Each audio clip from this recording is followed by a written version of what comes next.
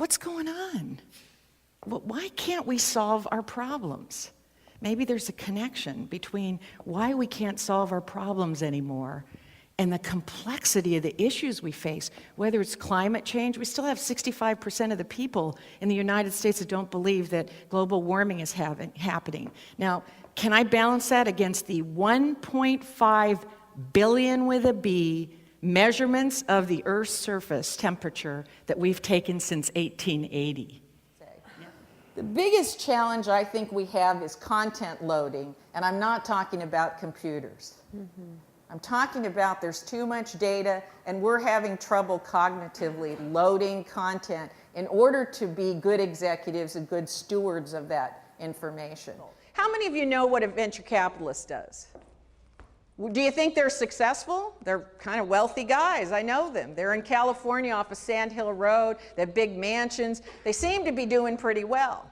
But here's the interesting thing about venture capitalists. They're not really experts at success. They're experts at failure.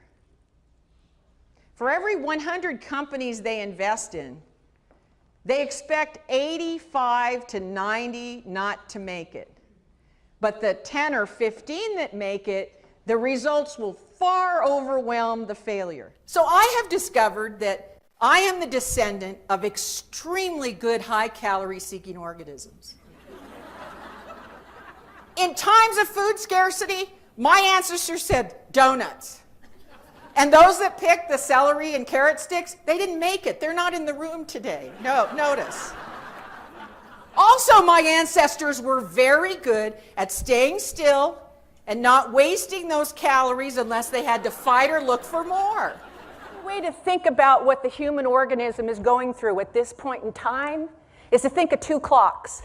One clock is the clock of evolution. It's where you adapt and you develop new features, like you become bipedal, or you develop the frontal cortex, which is the CEO of your brain. That clock, every time the hand moves, it's like 100,000 or 4 million years. It's really, really slow. Then we have another clock, the clock of human progress. Every time that hand moves, it's a picosecond. So you may be the descendant of a group that was very violent. Whenever they saw someone that was foreign, they killed them. And that's how they prevailed. You may be from a group that developed cunning. You were good liars. You were good deceivers. Some of you were good entertainers.